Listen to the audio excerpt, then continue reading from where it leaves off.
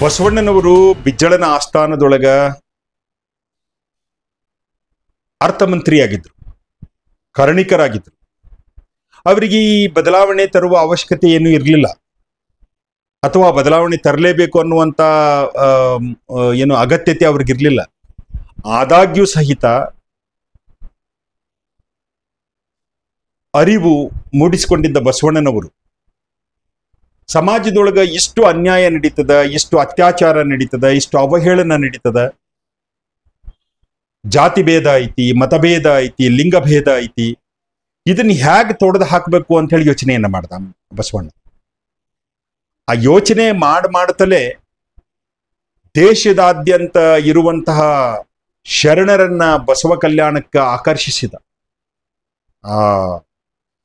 ಬೇರೆ ಬೇರೆ ರಾಜ್ಯಗಳಿಂದ ಬಂದಿರತಕ್ಕಂಥ 1,96,000 ಶರಣರು ಅನುಭವ ಮಂಟಪದೊಳಗ ಕೂಡಿ ಅಲ್ಲಿ ತತ್ವಚಿಂತನೆಯನ್ನ ಮಾಡಿ, ತತ್ವ ಸಿದ್ಧಾಂತಗಳ ಪರಾಮರ್ಶೆಯನ್ನ ಮಾಡಿ, ತಮ್ಮ ವಚನಗಳನ್ನ ಕಟ್ಟಿ, ತಮಗಾದ ಅನುಭವಗಳನ್ನು ವಚನದ ಮೂಲಕ ಹೇಳ್ತಾ ಒಂದು ಚಳವಳಿಯನ್ನ ಕಟ್ಟಿದ್ರು ಅನ್ನುವಂಥದ್ದು. ಎ.ಕೆ. ರಾಮಾನುಜನ್ ಹೇಳ್ತಾರ, ಸಂಸ್ಕೃತ ಭಾಷೆ ಜನರಿಗೆ ಅರ್ಥವಾಗದೇ ಇದ್ದ ಸಂಸ್ಕೃತ ಭಾಷೆಗೆ ಬದಲಾಗಿ ಜನರಾಡತಕ್ಕಂಥ ಕನ್ನಡ ಭಾಷೆಯೊಳಗ ವಚನಗಳನ್ನು ರಚನೆ ಮಾಡಿ ಜನರಿಗೆ ಸರಳವಾಗಿ ಅರ್ಥವಾಗುವಂತ, ಸರಳವಾಗಿ ತಿಳಿಯುವಂತ ಸಂದೇಶವನ್ನ ಕೊಡೋದಿದೆಯಲ್ಲ, ಅದು ಬಹಳ ದೊಡ್ಡ ಕೆಲಸ ಬಸವಣ್ಣನವರು ಮಾಡಿದ್ರು ಅನ್ನುವಂಥದ್ದು. ಜನಸಾಮಾನ್ಯರಾಡತಕ್ಕಂಥ ಭಾಷೆಯನ್ನ ಮಾಧ್ಯಮವನ್ನಾಗಿಟ್ಟುಕೊಂಡು ಬಸವಣ್ಣ ಏನು ಚಳವಳಿಯನ್ನ ಮಾಡಿದ, ಅದು ಕನ್ನಡದ ಪ್ರಥಮ ಚಳವಳಿ. ಅದು ಕನ್ನಡವನ್ನ ಜನರಾಡತಕ್ಕಂಥ ಸುಲಲಿತ ಕನ್ನಡ ಭಾಷೆಯ ಬಳಕೆ ಮಾಡಿ ಕನ್ನಡದ ಚಳವಳಿಯನ್ನ ಕಟ್ಟಿದವರು ಬಸವಣ್ಣನವರು. ಆ ಕಾರಣದಿಂದಾಗಿ ಬಸವಣ್ಣ ಸರ್ವಮಾನ್ಯರಾಗ್ತಾರ, ಸರ್ವಶ್ರೇಷ್ಠರಂತ ಅನ್ನಿಸ್ಕೊಳ್ತಾರ. ಅವರು ಬದುಕಿ ಬಾಳಿ, ಅವರು ಅವತಾರ ಪುರುಷರಲ್ಲ, ಅವರು ಇತಿಹಾಸ ಪುರುಷರು, ಇತಿಹಾಸದಲ್ಲಿದ್ದಂಥವರು, ಇತಿಹಾಸವನ್ನ ಸೃಷ್ಟಿ ಮಾಡೋದಕ್ಕೆ ಹುಟ್ಟಿದಂಥವ್ರು. ಆ ಕಾರಣದಿಂದಾಗಿ ಬಸವಣ್ಣನವರನ್ನ ನಾವು ಯುಗ ಪ್ರವರ್ತಕ ಮತ್ತು ಯುಗ ಪುರುಷ ಅಂತ ಕರೀಬಹುದು. ಹಿಂದೂ ಧರ್ಮವೆಂದರೆ ಸಾಮಾಜಿಕ ಬಹಿಷ್ಕೃತತೆ. ಹಿಂದೂ ಧರ್ಮ ಸಾಮಾಜಿಕ ಬಹಿಷ್ಕೃತತೆಯನ್ನ ತನ್ನ ಒಡಲಾಳದಲ್ಲಿ ಕಾಪಿಟ್ಟುಕೊಂಡು ಬಂದಿರತಕ್ಕಂಥ ಧರ್ಮ. ಇಲ್ಲಿ ಸ್ಪೃಶ್ಯ ಅಸ್ಪೃಶ್ಯ, ಶ್ರೇಷ್ಠ ಕನಿಷ್ಠ, ಉಚ್ಚ ನೀಚ, ಶುದ್ಧ ಅಶುದ್ಧ, ಮೇಲು ಕೀಳು ಅನ್ನುವಂತಹದ್ದು ಸಾಮಾಜಿಕ ಸಂರಚನೆಯಲ್ಲಿಯೇ ಒಳಗೊಂಡಿರತಕ್ಕಂತಹ ಅಂತರ್ಗತ ಗುಣ. ಅದು ಇದನ್ನ ಬಸವಾದಿ ಶರಣರು ವಿರೋಧ ಮಾಡಿದ್ರು. ಹಿಂದೂ ಧರ್ಮದಲ್ಲಿರ್ತಕ್ಕಂಥ ಈ ಬಹಿಷ್ಕೃತತೆಯನ್ನ ಸಾಮಾಜಿಕವಾಗಿ ಹೊರಗಿಡುವುದನ್ನ ಅವರು ಪ್ರಶ್ನೆ ಮಾಡಿದ್ರು, ಅವರು ಸ್ಪಷ್ಟವಾಗಿ ವಿರೋಧ ಮಾಡಿದ್ರು. ಆ ಕಾರಣಕ್ಕಾಗಿ ಬಸವಣ್ಣ ಮತ್ತು ಇತರ ಶರಣರು ಹಿಂದೂ ಸಮಾಜದ ಈ ಸಾಮಾಜಿಕ ಅಸಮಾನತೆಯ ವಿರುದ್ಧ ಹೋರಾಟವನ್ನು ಮಾಡಿದ್ರು. ಅದರ ವಿರುದ್ಧ ಪ್ರತಿಭಟಿಸೋದಕ್ಕೆ ಜನರನ್ನ ಮಾನಸಿಕವಾಗಿ ತಯಾರು ಮಾಡಿದ್ರು. ಹೀಗಾಗಿ ಶರಣ ಚಳುವಳಿ ಅನ್ನುವಂತಹದ್ದು ಕಾಯಕ ಜೀವಿಗಳ ಮತ್ತು ಸಮಾಜದಲ್ಲಿ ಎಲ್ಲ ಸಂಪನ್ಮೂಲಗಳಿಂದ ವಂಚಿತರಾಗಿ ಹೊರಗಿಡಲ್ಪಟ್ಟಂತಹ ಮತ್ತು ಬಹಿಷ್ಕೃತತೆಗೆ ಒಳಗಾದಂತಹ ಅಸ್ಪೃಶ್ಯ, ದಮನಿತ ತಳ ಸಮುದಾಯಗಳು ಸೇರಿದಂತೆ ಮಹಿಳೆಯರನ್ನು ಒಳಗೊಳ್ಳುವುದಕ್ಕೆ ಬಸವಣ್ಣ ರೂಪಿಸಿರತಕ್ಕಂತಹದ್ದು ಚಳುವಳಿಯ ಬಹಳ ಮುಖ್ಯ ಉದ್ದೇಶ. ಅದು ಬಸವಣ್ಣನವರ ಕಾರ್ಯತಂತ್ರ ಏನಾಗಿತ್ತು ಅಂದ್ರೆ, ಈ ಸಾಮಾಜಿಕ ಅಸಮಾನತೆಯನ್ನು ವಿರೋಧ ಮಾಡೋದು, ಅದರ ವಿರುದ್ಧ ಪ್ರತಿಭಟನೆ ಮಾಡೋದು, ಮತ್ತು ಸಮಾಜದಲ್ಲಿ ಜಾತಿ ಆಧಾರಿತ, ಧರ್ಮ ಆಧಾರಿತ ಮತ್ತು ಲಿಂಗ ಆಧಾರಿತ ಸಾಮಾಜಿಕ ಅಸಮಾನತೆ ಏನೈತಲ್ಲ, ಈ ಅಸಮಾನತೆಗಳನ್ನ ತೊಡೆದು ಹಾಕೋದಕ್ಕೆ ಒಂದು ಕಾರ್ಯತಂತ್ರವನ್ನು ರೂಪಿಸೋದು. ಅದಕ್ಕೆ ಬಸವಣ್ಣ ಮಾಡಿದ 2 ಬಹಳ ಮುಖ್ಯವಾಗಿರತಕ್ಕಂಥ ಕಾರ್ಯತಂತ್ರಗಳು. ಒಂದು ಧಾರ್ಮಿಕ ಮತಾಂತರ, ಎರಡನೇದು ಅಂತರ್ಜಾತಿ ವಿವಾಹ. ಇವೆರಡು ಬಹಳ ಪ್ರಮುಖವಾಗಿರತಕ್ಕಂಥ ಕಾರ್ಯತಂತ್ರಗಳು ಬಸವಣ್ಣವರದು. ಒಂದು ರಿಲಿಜಿಯಸ್ ಕನ್ವರ್ಷನ್, ಎರಡನೇದು ಅಂತರ್ಜಾತೀಯ ವಿವಾಹ. ಬಸವಣ್ಣನವರಿಗೆ ಬಹಳ ಸ್ಪಷ್ಟವಾಗಿ ಗೊತ್ತಿತ್ತು, ಸಮಾಜದ ಕೆಳಸ್ತರದಲ್ಲಿರ್ತಕ್ಕಂಥ ಹಿಂದುಳಿದ ವರ್ಗಗಳು ಮತ್ತು ಮಹಿಳೆಯರು ದೊಡ್ಡ ಪ್ರಮಾಣದೊಳಗೆ ಸಮಾಜದೊಳಗದಾರ. ಇವರಿಬ್ರು ಶೋಷಿತರಾಗಿರ್ತಕ್ಕಂಥವ್ರು. ವೈದಿಕ ಧರ್ಮದಲ್ಲಿದ್ದಂಥ ಸಾಮಾಜಿಕ ಅಸಮಾನತೆಯ ಹೊಡೆತಕ್ಕೆ ಸಿಕ್ಕಂಥವ್ರು ಇವರಿಬ್ರು. ಯಾರು? ಹೆಚ್ಚು ಪ್ರಮಾಣದಲ್ಲಿರ್ತಕ್ಕಂಥ ಮಹಿಳೆಯರು ಮತ್ತು ಹಿಂದುಳಿದ ವರ್ಗಗಳು ಮತ್ತು ಅಸ್ಪೃಶ್ಯ ದಮನಿತ ತಳ ಸಮುದಾಯಗಳು. ಇವುಗಳನ್ನ ಮುಖ್ಯ ಗುರಿಯಾಗಿಸಿಕೊಂಡು ಬಸವಣ್ಣನವರು ಏನ್ ಮಾಡಿದ್ರು ಅಂದ್ರೆ, ಆ ಸಾಮಾಜಿಕ ಅಸಮಾನತೆಯ ಬೇರುಗಳನ್ನ ಕಿತ್ತು ಹಾಕಬೇಕು ಅಂತ ಹೇಳಿ ಈ ಎರಡು ಕಾರ್ಯತಂತ್ರಗಳನ್ನು ರೂಪಿಸಿಕೊಂಡ್ರು. ಒಂದು, ಹಿಂದೂ ಧರ್ಮದಿಂದ ಹೊಸ ಧರ್ಮವನ್ನ ರಚನೆ ಮಾಡತಕ್ಕಂತಹದ್ದು. ಅದಕ್ಕೆ ಲಿಂಗಾಯತ ಧರ್ಮವನ್ನ ನಾವು ಪ್ರೊಟೆಸ್ಟೆಂಟ್ ರಿಲಿಜನ್ ಅಂತ ಕೂಡ ಕರಿತೇವೆ ನಾವು. ಹಿಂದೂ ಧರ್ಮದಲ್ಲಿರ್ತಕ್ಕಂಥ ಏನು ಮೌಢ್ಯ ಇತ್ತು, ಧಾರ್ಮಿಕ ಮೌಢ್ಯ ಇತ್ತು, ಅಂಧಶ್ರದ್ಧೆ ಇತ್ತು, ಮತ್ತೆ ಸ್ವರ್ಗ ನರಕ, ಶ್ರೇಷ್ಠ ಕನಿಷ್ಠ, ಪುನರ್ಜನ್ಮ, ಇಂತಹ ಪರಿಕಲ್ಪನೆಗಳನ್ನ ಅವರು ಸ್ಪಷ್ಟವಾಗಿ ವಿರೋಧ ಮಾಡ್ತಲೇ ಹೊಸ ಒಂದು ಸಮಾಜವನ್ನ ಕಟ್ಟೋದಕ್ಕೆ ಬುದ್ಧ ಪ್ರಯತ್ನವನ್ನ ಮಾಡಿದ, ಜೈನ ಧರ್ಮ ಪ್ರಯತ್ನವನ್ನ ಮಾಡಿತು, ಸಿಖ್ ಧರ್ಮ ಪ್ರಯತ್ನವನ್ನ ಮಾಡಿತು, ಮತ್ತು ಕರ್ನಾಟಕದಲ್ಲಿ ಲಿಂಗಾಯತ ಧರ್ಮ ಆ ಪ್ರಯತ್ನವನ್ನ ಮಾಡಿತು. ಅದಕ್ಕೆ ಈ ಧರ್ಮಗಳನ್ನ ನಾವು ಪ್ರೊಟೆಸ್ಟೆಂಟ್ ರಿಲಿಜನ್ ಅಂತ ಕರಿತೀವಿ ನಾವು, ಪ್ರತಿಭಟನಾತ್ಮಕ ಧರ್ಮಗಳು ಅಂತ ಹೇಳಿ. ಅಂದ್ರೆ ಯಾವ ಸಮಾಜದಲ್ಲಿ ಸಾಮಾಜಿಕ ಅಸಮಾನತೆ ಅದರ ಮುಖ್ಯ ಲಕ್ಷಣವಾಗಿತ್ತೋ ಅಂತಹದರ ವಿರುದ್ಧ ಪ್ರತಿಭಟನೆ ಮಾಡತಕ್ಕಂಥ, ಅಂತಹದರ ವಿರುದ್ಧ ತಿರುಗಿ ಬೀಳತಕ್ಕಂಥ, ಅಂತಹದನ್ನ ವಿರೋಧ ಮಾಡತಕ್ಕಂಥ ಕೆಲಸವನ್ನ ಬಸವಣ್ಣ ಮಾಡಿದ ಕಾರಣಕ್ಕಾಗಿ ಲಿಂಗಾಯತ ಧರ್ಮವು ಕೂಡ ವೈದಿಕ ಧರ್ಮದ ಮೌಢ್ಯಗಳನ್ನ, ವೈದಿಕ ಧರ್ಮದ ಸಾಮಾಜಿಕ ಶೃಂಖಲೆಗಳನ್ನ, ವೈದಿಕ ಧರ್ಮದ ಸಾಮಾಜಿಕ ಅಸಮಾನತೆಯನ್ನ ವಿರೋಧ ಮಾಡಿ ಅದರ ಸ್ಥಾನದೊಳಗ ಸಮಸಮಾಜವನ್ನ ಕಟ್ಟೋದಕ್ಕೆ ಪ್ರಯತ್ನವನ್ನ ಮಾಡಿರತಕ್ಕಂತಹದನ್ನು ಕೂಡ ನಾವು ಕಾಣಬಹುದಾಗಿರತಕ್ಕಂತಹದ್ದು. ಇಲ್ಲಿ ಮುಖ್ಯ ನೀವು ಧಾರ್ಮಿಕ ಮತಾಂತರ ಅಂತಂದು ಧಾರ್ಮಿಕ ಮತಾಂತರ ಅಂದ್ರೆ ಹಿಂದೂ ಧರ್ಮದಲ್ಲಿ ಕಟ್ಟಕಡೆಯ ಸ್ಥಾನದಲ್ಲಿದ್ದವರು ಲಿಂಗಾಯತ ಧರ್ಮಕ್ಕೆ ಬರುವುದು. ಲಿಂಗಾಯತ ಧರ್ಮಕ್ಕೆ ಬರುವುದಂದ್ರೆ ಲಿಂಗವನ್ನು ಆಯತ ಮಾಡಿಕೊಳ್ಳೋದು. ಇಲ್ಲಿ ನೂರಾರು ಜಾತಿಗಳು, ಕೆಳಸ್ಥಳ ತರದಲ್ಲಿದ್ದಂಥ ನೂರಾರು ಜಾತಿಗಳು, ಕೆಳ ಹಂತದಲ್ಲಿದ್ದಂಥ ದಮನಿತ ತಳ ಸಮುದಾಯಗಳು ಎಲ್ಲರೂ ಲಿಂಗಾಯತರಾದ್ರು. ಈ ಹೊಸ ಧರ್ಮಕ್ಕೆ ಆಕರ್ಷಿತರಾಗಿ ಲಿಂಗ ಆಯತವನ್ನು ಮಾಡಿಕೊಂಡ್ರು. ಅವರಿಗೆ ಲಿಂಗಾಯತರಂತ ಕರಿತೀವಿ ನಾವು. ಬಹುತೇಕ ಜನ ಕೆಳ ಸಮುದಾಯಗಳಿಂದ ಬಂದಿರತಕ್ಕಂಥವ್ರು, ಕೆಳ ಸಮುದಾಯದ ಹೆಣ್ಣು ಮಕ್ಕಳು ಬಂದಿರತಕ್ಕಂತಹದ್ದು. ಸಮಾಜದ ಕನಿಷ್ಠ 80% ಜನ ತಳ ಸಮುದಾಯಗಳಿಂದ, ದಮನಿತ ಸಮುದಾಯಗಳಿಂದ ಮತ್ತು ಅಸ್ಪೃಶ್ಯ ಸಮುದಾಯಗಳಿಂದ ಲಿಂಗಾಯತರಾದ್ರು, ಲಿಂಗಾಯತ ಧರ್ಮಕ್ಕೆ ಬಂದ್ರು, ಮತಾಂತರಗೊಂಡ್ರು. ಅಂದ್ರೆ ದಲಿತರೇ. ಅಸ್ಪೃಶ್ಯ ದಮನಿತ ಸ್ಥಳ ಸಮುದಾಯಗಳಂದ್ರೆ ಯಾರು? ಅಸ್ಪೃಶ್ಯರೇ, ಮುಟ್ಟಿಸಿಕೊಳ್ಳಲಾರದವರು, ನೋಡಲಿಕ್ಕೆ ಅರ್ಹರಲ್ಲದವರು, ಮತ್ತು ಯಾವ ಸಮಾಜದ ಯಾವ ಸಂಪನ್ಮೂಲಗಳಿಗೂ ಅರ್ಹರಲ್ಲದೆ ಇರತಕ್ಕಂಥವ್ರು ಇವರು ಸಮಾಜದಿಂದ ಹೊರಗೆ ಹಾಕಲ್ಪಟ್ಟಿರ್ತಕ್ಕಂಥವ್ರು, ಸಮಾಜದ ಮುಖ್ಯವಾಹಿನಿಯಿಂದ ಇಂಥವ್ರನ್ನ ಒಳಗೊಳ್ಳುವಂತಹ ಕೆಲಸವನ್ನ ಬಸವಣ್ಣನವರು ಮಾಡಿದ್ರು ಅನ್ನುವಂಥದ್ದು ಬಹಳ ಪ್ರಮುಖವಾಗಿರ್ತಕ್ಕಂಥದ್ದು.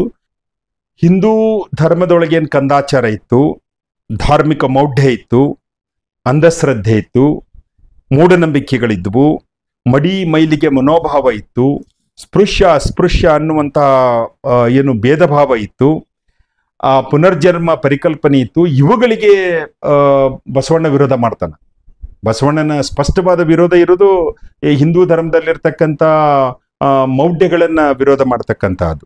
ಅದಕ್ಕೆ ಬಸವಣ್ಣ ಇಂತಹದ್ದನ್ನ ಬಹುಸಂಖ್ಯಾತರಾಗಿದ್ದಂತಹ ತಳ ಸಮುದಾಯಗಳನ್ನು ವಂಚಿಸಿದರಲ್ಲ ಹಿಂದೂ ಧರ್ಮದೊಳಗೆ, ಅವರಿಗೆ ಒಳಗೊಳ್ಳೋದಕ್ಕೆ, ಬಸವಣ್ಣ ಅವ್ರನ್ನ ಸೇರಿಸ್ಕೊಳ್ಳಕ್ಕೆ, ಅವರೆಲ್ಲ ಆತ್ಮಾಭಿಮಾನವನ್ನು ಹುಟ್ಟು ಹಾಕೋದಕ್ಕೆ, ಸ್ವಾಭಿಮಾನವನ್ನ ಹುಟ್ಟು ಹಾಕೋದಕ್ಕೆ ಬಸವಣ್ಣ ಇವನಾರವ ನೆಂದೆನಿಸದಿರಯ್ಯ, ಇವನಮ್ಮವ ನೆಂದೆನಿಸಯ್ಯ, ಕೂಡಲ ಸಂಗಮ ದೇವ ನಿಮ್ಮ ಮನೆಯ ಮಗನೆಂದೆನಿಸಯ್ಯ ಅಂತ ಹೇಳಿ ಪ್ರತಿಪಾದನೆಯನ್ನ ಮಾಡಿದ್ರು.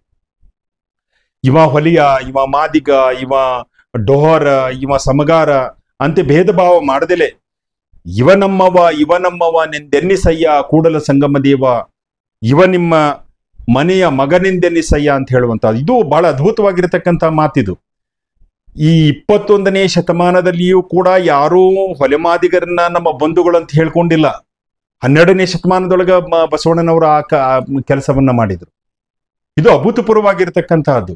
ಇಂಥ ಮಾತನ್ನ ಹೇಳೋದಕ್ಕೆ ಬಹಳ ಧಾರ್ಷ್ಟ್ಯತೆ ಬೇಕಾಗ್ತದೆ, ಧೈರ್ಯ ಬೇಕಾಗ್ತದೆ, ಮತ್ತೆ ಶಕ್ತಿ ಬೇಕಾಗ್ತದೆ. ಬಸವಣ್ಣನವರಿಗೆ ಅವು ಮೂರು ಇತ್ತು. ಧಾರ್ಷ್ಟ್ಯತೆ ಇತ್ತು, ಶಕ್ತಿ ಇತ್ತು, ಆಲೋಚನಾ ಕ್ರಮ ಇತ್ತು, ತತ್ವ ಸಿದ್ಧಾಂತದಲ್ಲಿ ನಂಬಿಕೆ ಇತ್ತು, ಬದಲಾವಣೆಯಲ್ಲಿ ಅಚಲವಾಗಿರತಕ್ಕಂಥ ಶ್ರದ್ಧೆ ಇತ್ತು, ಭಕ್ತಿ ಇತ್ತು. ಈ ಕಾರಣದಿಂದಾಗಿ ಬಸವಣ್ಣನವರು ವಿಶೇಷ ಅಂತ ಅನ್ನಿಸ್ಕೊಳ್ತಾರೆ. ಸಮಾಜದಲ್ಲಿ ಕೆಳಗೆ ಬಿದ್ದಿರತಕ್ಕಂಥವರ ಎದೆಯ ಮೇಲೆ ಮತ್ತು ತಲೆಯ ಮೇಲೆ ಕಾಲಿಟ್ಟು ಹೋಗುವುದು ಬಹಳ ಸುಲಭ. ಈ ನನ್ನ ಮಕ್ಕಳು ಅಪಾತ್ರರು, ಮುಟ್ಟಿಸಿಕೊಳ್ಳಲಾರದವರು, ಅಸ್ಪೃಶ್ಯರು, ಮೈಲಿಗೆಯವರು ಅಂತ ಹೇಳಿ ಅವ್ರ ಮೇಲೆ, ತಲೆಯ ಮೇಲೆ, ಎದೆಯ ಮೇಲೆ ಕಾಲಿಟ್ಟು ಹೋಗೋದು ಬಹಳ ಸುಲಭ ಅದು. ಆದ್ರೆ ಕೆಳಗೆ ಬಿದ್ದಿರುವವನನ್ನ ಸಂತೈಸಿ, ಸಾಂತ್ವನ ಹೇಳಿ, ಅವನಿಗೆ ಕೈ ನೀಡಿ, ಕೈ ಹಿಡಿದು ಮೇಲಕ್ಕೆತ್ತಿ ಅವನನ್ನ ತನ್ನ ಸರಿಸಮಾನವಾಗಿ ಕರೆದುಕೊಂಡು ಹೋಗ್ತಕ್ಕಂಥ ಅದು ಬಹಳ ದೊಡ್ಡ ಕೆಲಸ. ಅದು ಈ ಕೆಲಸ ಬಸವಣ್ಣ ಮಾಡಿದ. ಯಾರು ಸಮಾಜದಲ್ಲಿ ತುಳಿತಕ್ಕೊಳಗಾಗಿದ್ರು, ಅಸಮಾನತೆಗೊಳಗಾಗಿದ್ರು, ಅತ್ಯಂತ ನಿಕೃಷ್ಟವಾದ ಜೀವನಕ್ಕೆ ತಳ್ಳಲ್ಪಟ್ಟಿದ್ರು, ಸಮಾಜದ ಮುಖ್ಯವಾಹಿನಿಯಿಂದ ಹೊರಗೆ ಅಟ್ಟಲ್ಪಟ್ಟಿದ್ರು, ಅಂತಹವರನ್ನ ಕೈ ಹಿಡಿದು ಮೇಲೆತ್ತಿದ ಬಸವಣ್ಣ. ಅದು ಮೇಲೆತ್ತೋದು ಮಾತ್ರ ಅಲ್ಲ, ಅವರನ್ನ ತನ್ನ ಸರಿಸಮಾನವಾಗಿ ಕರೆದುಕೊಂಡು ಹೋಗ್ತಕ್ಕಂಥ ಕೆಲಸವನ್ನ ಮಾಡಿದ. ಅದು ಬದಲಾವಣೆ. ಬಸವಣ್ಣ ತರಬೇಕಂತ ಹೇಳಿ ಇಚ್ಛಿಸಿರತಕ್ಕಂಥ ಬದಲಾವಣೆ ಅದು. ಈ ಸರ್ವರಿಗೂ ಸಮಬಾಳು, ಸರ್ವರಿಗೂ ಸಮಪಾಲು, ಸರ್ವರಿಗೂ ಸಮಾನ ಅವಕಾಶಗಳು, ಸರ್ವರಿಗೂ ಸಮಾನ ಹಕ್ಕುಗಳು, ಸರ್ವರಿಗೂ ಸಮಾನವಾಗಿರತಕ್ಕಂಥ ಸ್ಥಾನಮಾನಗಳಿಗಾಗಿ ಬಸವಣ್ಣ ಹೋರಾಟವನ್ನ ಮಾಡಿದ. ಇದು ಬಸವಣ್ಣನ ಶಕ್ತಿ, ಇದು ಧೀಶಕ್ತಿ. ಇದು ಬಸವಣ್ಣ ಅವತಾರ ಪುರುಷರಲ್ಲ, ಇತಿಹಾಸ ಪುರುಷರು. ಅವರು ಈ ನಾಡಿನೊಳಗ ಬದುಕಿ ಬಾಳದವರು, ಈ ನಾಡಿನೊಳಗ ಉಸಿರಾಡಿದವರು, ಈ ಸಮಾಜದಲ್ಲಿ ಬದಲಾವಣೆ ತರಬೇಕು ಅಂತ ಹೇಳೇನೆ ಪ್ರಯತ್ನವನ್ನ ಮಾಡಿದ ಯುಗ ಪುರುಷರವರು. ಅವರು ಹೊಸ ಸಮಾಜ ಕಟ್ಟಬೇಕು ಅಂತ ಹೇಳಿ ಹೊಸ ಧರ್ಮವನ್ನ ಸ್ಥಾಪನೆ ಮಾಡಿದ್ರು, ಲಿಂಗಾಯತ ಧರ್ಮವನ್ನ ಸ್ಥಾಪನೆ ಮಾಡಿದ್ರು. ಯಾರು ಲಿಂಗವನ್ನ ಆಯತ ಮಾಡಿಕೊಳ್ತಾರ ಅವರು ಲಿಂಗಾಯತರು ಅಂತ ಹೇಳಿದ್ರು. ಅವರು ಪರಮಶ್ರೇಷ್ಠರು ಅಂತ ಹೇಳಿದ್ರು, ಅವರು ಶರಣರು ಅಂತ ಹೇಳಿದ್ರು. ಯಾರು ಲಿಂಗಾಯತವನ್ನ ಆಯತ ಮಾಡಿಕೊಂಡು ಲಿಂಗಾಯತರಾಗಿ ಶರಣ ಧರ್ಮದ ಅನುಷ್ಠಾನವನ್ನ ಮಾಡ್ತಾರ ಅವರು ಜಂಗಮರಾಗ್ತಾರ ಅಂತ ಅನ್ನೋ ಮಾತನ್ನ ಅವರು ಹೇಳ್ತಾ ಹೋದ್ರು. ಲಿಂಗ ದೀಕ್ಷೆ ಪಡೆದವರು ಪರಿಶುದ್ಧರು ಅಂತ ಹೇಳಿದರು, ಶಿವಭಕ್ತರು ಅಂತ ಹೇಳಿದರು. ಲಿಂಗ ದೀಕ್ಷೆ ಅನ್ನುವಂತಹದ್ದು ಅದು ಪರಮಶ್ರೇಷ್ಠವಾಗಿರತಕ್ಕಂತಹ ಕ್ರಿಯೆ. ಅದು ಮಾನಸಿಕ ಬದಲಾವಣೆಯ ಕ್ರಿಯೆ, ಅದು ಚಿಂತನಾ ಪರಕ್ರಿಯೆ, ಕರ್ತೃತ್ವ ಪರಕ್ರಿಯೆ, ಕ್ರಿಯಾಶೀಲ ಪರಕ್ರಿಯೆ. ಹೀಗಾಗಿ ಲಿಂಗವನ್ನ ಧರಿಸಿ ಲಿಂಗ ದೀಕ್ಷೆಯನ್ನ ಪಡೆದು ಯಾರು ಲಿಂಗಾಯತರಾಗಿದ್ದಾರೋ ಅವರು ಶಿವಭಕ್ತರು, ಅವರು ಪರಮಶ್ರೇಷ್ಠರು, ಅವರು ಪರಿಶುದ್ಧರು ಅನ್ನುವಂಥ ಪರಿಭಾವನೆ ಬಸವಣ್ಣನವರಿಗೆ ಇತ್ತು. ಹಾಗೆಂತಲೇ ಬಸವಣ್ಣನವರು ಹಿರಿಯಯ್ಯ ಸ್ವಪಚಯ್ಯ, ಕಿರಿಯಯ್ಯ ಡೋಹಾರ ಕಕ್ಕಯ್ಯ, ಅಯ್ಯಗಳಯ್ಯ ನಮ್ಮ ಮಾದಾರ ಚೆನ್ನಯ್ಯ. ಯಾರು ಹೇಳ್ತಾರ್ರಿ ಈ ಮಾತು ಇವತ್ತು? ಬಸವಣ್ಣ ಆ ಧೈರ್ಯ ಇತ್ತು, ಆ ಶಕ್ತಿ ಇತ್ತು, ಆ ಹೇಳಿದ್ದನ್ನ ದಕ್ಕಿಸಿಕೊಳ್ಳುವಂತ ಇಚ್ಛೆ ಬಸವಣ್ಣನವರಿಗೆ ಪ್ರಬಲವಾಗಿತ್ತು ಅಂತ ಹೇಳಿ ಈ ರೀತಿ ಹೇಳ್ತಾರ. ಏನ್ ಹೇಳ್ತಾರಂದ್ರ, ಹಿರಿಯಯ್ಯ ಸ್ವಪಚಯ್ಯ, ಕಿರಿಯಯ್ಯ ಡೋಹಾರ ಕಕ್ಕಯ್ಯ, ಅಯ್ಯಗಳಯ್ಯ ನಮ್ಮ ಮಾದಾರ ಚೆನ್ನಯ್ಯ, ಕೂಡಲ ಸಂಗಮ ದೇವ ನಿಮ್ಮ ಶರಣರೊಲಿದೆನ್ನ ಸಲಹುವರಾಗಿ ಅಂತ ಹೇಳಿ ಬಸವಣ್ಣ ಹೇಳ್ತಾನ. ಲಿಂಗಾಯತ ಧರ್ಮಕ್ಕೆ ಮತಾಂತರ ಮಾಡುವ ಕ್ರಿಯೆಯ ಮೂಲಕ ಸಮಾಜದಲ್ಲಿ ಹೊಸ ಬದಲಾವಣೆಗೆ ಆತ ಅಡಿಪಾಯವನ್ನ ಹಾಕಿದ. ಇನ್ನೊಂದು ಕಡೆಗೆ ಬಸವಣ್ಣನವರು ಹೇಳ್ತಾರ, ಕೇವಲ ಲಿಂಗಾಯತ ಧರ್ಮಕ್ಕೆ ಮತಾಂತರಗೊಂಡ್ರೆ ಸಾಲೋದಿಲ್ಲ. ಯಾರು ಲಿಂಗಾಯತರಾಗಿದ್ದಾರೆ ಸಮಾಜದೊಳಗ, ಯಾರು ಲಿಂಗವನ್ನ ಆಯತ ಮಾಡಿಕೊಂಡು ಲಿಂಗಾಯತರಾಗಿದ್ದಾರ ಅವರಲ್ಲಿ ಸಾಮಾಜಿಕ ಸಂಸರ್ಗ ಏರ್ಪಡಬೇಕು, ಸರಿಸಮಾನವಾದ ಭಾವನೆ ಸ್ಫುರಿಸಬೇಕು, ಎಲ್ಲರೂ ಸರಿಸಮಾನ ಅನ್ನುವಂತ ಭಾವನೆ ಒಡಮೂಡಬೇಕು ಅಂತ ಹೇಳಿ ಅವರು ಪ್ರಯತ್ನವನ್ನ ಮಾಡಿದ್ರು. ಸಮಾಜದೊಳಗಿರುವಂತ ಅವಹೇಳನ, ಕೀಳರಿಮೆ, ಹೇವರಿಕೆ, ಅಸಹ್ಯಕರ ಪರಿಸ್ಥಿತಿ, ಮತ್ತು ಜಾತಿ ಆಧಾರಿತ ಅವಮಾನಗಳಿಂದ ಹೊರಗೆ ಬರೋದಕ್ಕೆ ಅಸ್ಪೃಶ್ಯರಿಗಿದ್ದಂತ ಬಹಳ ದೊಡ್ಡ ಅಸ್ತ್ರ ಅಂದ್ರೆ ಅಂತರ್ಜಾತೀಯ ವಿವಾಹ ಆಗೋದು. ಬಸವಣ್ಣನವರಿಗೆ ಬಹಳ ಸ್ಪಷ್ಟವಾಗಿ ಗೊತ್ತಿತ್ತು. ಅಂದ್ರೆ ಮೇಲ್ಜಾತಿ ಮತ್ತು ಕೆಳಜಾತಿಗಳ ನಡುವೆ ವಿವಾಹ ಸಂಪರ್ಕ ಏರ್ಪಟ್ಟು ಅವರು ಪರಸ್ಪರ ಸಾಮಾಜಿಕ ಸಂಸರ್ಗದಲ್ಲಿ ತೊಡಗದ ಹೊರತು ಈ ದೇಶದೊಳಗೆ ಬದಲಾವಣೆ ಆಗೋದಿಲ್ಲ ಅಂತ ಬಹಳ ಸ್ಪಷ್ಟವಾಗಿ ಗೊತ್ತಿತ್ತು ಅವರಿಗೆ. ಆದ್ದರಿಂದ ಅವರು ಪ್ರತಿಲೋಮ ವಿವಾಹವನ್ನ ಮಾಡುವಂತ ನಿರ್ಧಾರವನ್ನ ಕೈಕೊಂಡ್ರು. ಅಂತರ್ಜಾತಿ ವಿವಾಹವನ್ನು ಮಾಡೋದನ್ನ ಕೈಕೊಂಡ್ರವ್ರು. ಇದರಿಂದ ಏನಾಗ್ತದೆ ಸಮಾಜದೊಳಗಂತಂದ್ರ ಕೆಳಜಾತಿಗಳ ಬಗ್ಗೆ ಇರತಕ್ಕಂಥ ಪೂರ್ವಾಗ್ರಹಗಳು, ಕೆಳಜಾತಿಗಳಲ್ಲಿ ಮೇಲ್ಜಾತಿಗಳ ಬಗ್ಗೆ ಇರತಕ್ಕಂಥ ಸಾಮಾಜಿಕ ಶ್ರೇಷ್ಠತೆಯ ವ್ಯಸನ ಇವು ಕಡಿಮೆ ಆಗ್ತಾವ ಅಂತ ಹೇಳ್ತಾನ ಬಸವಣ್ಣ. ಅಂದ್ರೆ ಜಾತಿ ಶ್ರೇಷ್ಠತೆಯ ವ್ಯಸನ ಮತ್ತು ಜಾತಿ ಕೀಳರಿಮೆಯ ವ್ಯಸನಗಳು ಕಡಿಮೆ ಆಗ್ಬೇಕು ಅಂದ್ರ ಮೇಲ್ಜಾತಿ ಮತ್ತು ಕೆಳಜಾತಿಗಳ ನಡುವೆ ಮದುವೆ ಆಗ್ಬೇಕು, ವಿವಾಹ ಆಗ್ಬೇಕು. ಹಾಗಾದಾಗ ಸಾಮಾಜಿಕ ಸಂಸರ್ಗ ಏರ್ಪಡ್ತದ, ಒಂದು ಸಮಸಮಾಜ ನಿರ್ಮಾಣ ಆಗ್ತದ ಅಂತ ಹೇಳಿ. ಆದ್ದರಿಂದ ಅವರು ಅಂತರ್ಜಾತೀಯ ವಿವಾಹವನ್ನ ಏರ್ಪಡಿಸಿದ್ರು. ಆ ಮೂಲಕ ಅಮೂಲಾಗ್ರ ಸಾಮಾಜಿಕ ಬದಲಾವಣೆಗೆ ಅಡಿ ಇಡುವಂತಹ ಕೆಲಸವನ್ನ ಮಾಡಿದ್ರು. ಅದು ಮುಂದೆ ಬಹಳ ತೀವ್ರವಾದ ವಿರೋಧಕ್ಕೆ ಒಳಗಾಗಿ ಆ ಒಂದು ಪ್ರಯತ್ನ ಹೊಸಕಿ ಹಾಕಲಾಯಿತು ಮತ್ತು ಅದು ಕಲ್ಯಾಣ ಕ್ರಾಂತಿಯ ಅವಸಾನಕ್ಕೆ ಕಾರಣವಾಯಿತು ಅನ್ನುವಂತಹದ್ದು ಕೂಡ ಇಲ್ಲಿ ಬಹಳ ಮುಖ್ಯವಾಗಿ ಗಮನಿಸಬೇಕಾಗಿರತಕ್ಕಂಥದ್ದು.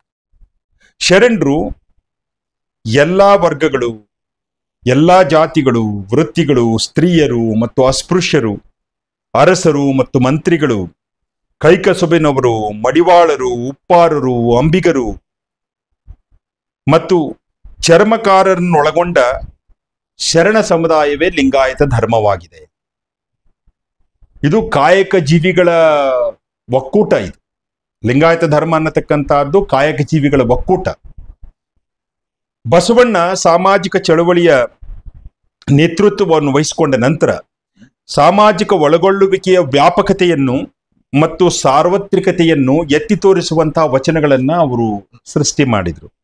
ಅದರಲ್ಲಿ ಬಹಳ ಮುಖ್ಯವಾಗಿರತಕ್ಕಂತಹದ್ದು ಶೆಟ್ಟಿ ಎಂಬೆನೆ ಶಿರಿಯಾಳನ, ಮಡಿವಾಳನೆಂಬೆನೆ ಮಾಚಯ್ಯನ, ಡೋಹರ ಕಕ್ಕಯ್ಯನೆಂಬೆನೆ ಕಕ್ಕಯ್ಯನ, ಮಾದಾರನೆಂಬೆನೆ ಚೆನ್ನಯ್ಯನ, ನಾನು ಹಾರುವ ನೆಂದಡೆ ಕೂಡಲ ಸಂಗಯ್ಯ ನಗುವನಯ್ಯ ಅಂತ ತಮ್ಮನ್ನು ತಾವೇ ಅಪಹಾಸ್ಯಕ್ಕೆ ಗುರಿ ಮಾಡ್ಕೊಳ್ತಾರ. ಯಾವ ಜಾತಿ ಶ್ರೇಷ್ಠತೆಯ ಸಂಕೇತ ಆಗಿತ್ತೋ ಯಜ್ಞೋಪವೀತ ಅಂದ್ರೆ ಜನಿವಾರ, ಅಂತ ಜನಿವಾರನ ಧಿಕ್ಕರಿಸಿ ಬಂದವರು ಬಸವಣ್ಣವರು. ಈ ಜಾತಿ ಶ್ರೇಷ್ಠತೆಯ ವ್ಯಸನ ನನಗೆ ಬೇಡ ಅಂತ ಹೇಳಿದ್ರು ಬಸವಣ್ಣವರು. ಜಾತಿ ಶ್ರೇಷ್ಠತೆಯ ಕಳಂಕ ನನಗೆ ಬೇಡ ಅಂತ ಹೇಳಿದ್ರು. ಅದಕ್ಕೆ ಅವರು ಜನಿವಾರವನ್ನ ಧಿಕ್ಕರಿಸಿ ಹೊರಗೆ ಬಂದ್ರು. ಅದು ಸಾಮಾನ್ಯವಾಗಿರತಕ್ಕಂಥ ಕೆಲಸ ಅಲ್ಲ.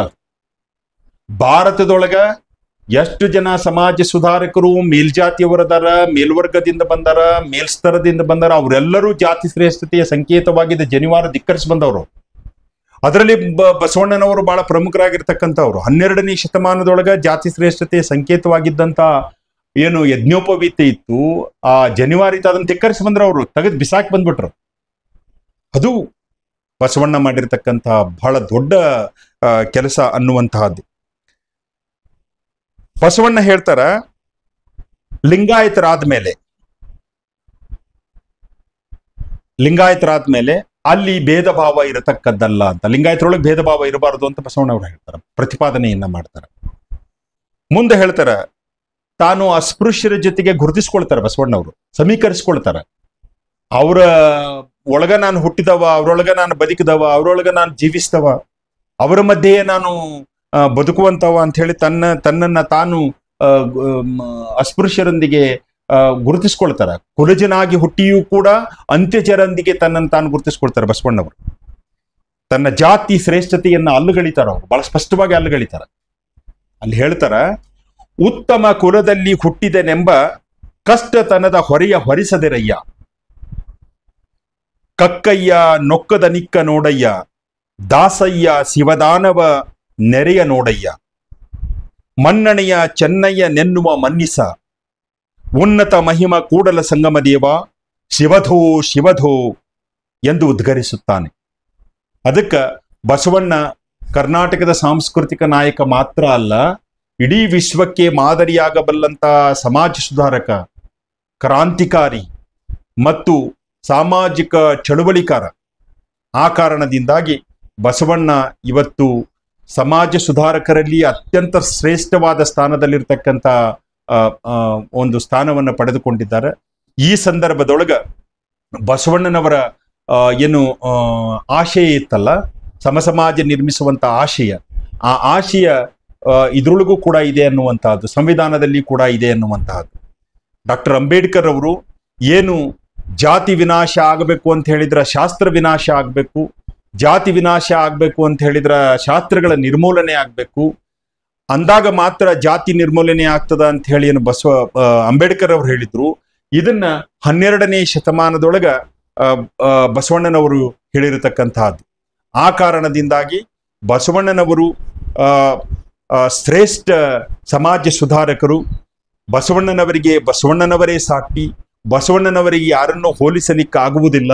ಆ ಕಾರಣದಿಂದಾಗಿ ಇವತ್ತು ನಡೆಯತಕ್ಕಂಥ ಬಸವ ಜಯಂತಿ ಸಂದರ್ಭದೊಳಗ ಎಲ್ಲ ಶರಣೆಯರಿಗೆ ಬಸವ ಜಯಂತಿಯ ಶುಭಾಶಯಗಳನ್ನ ನಾನು ಕೋರುತ್ತಾ ನನ್ನ ಮಾತು ಮುಗಿಸ್ತೇನೆ.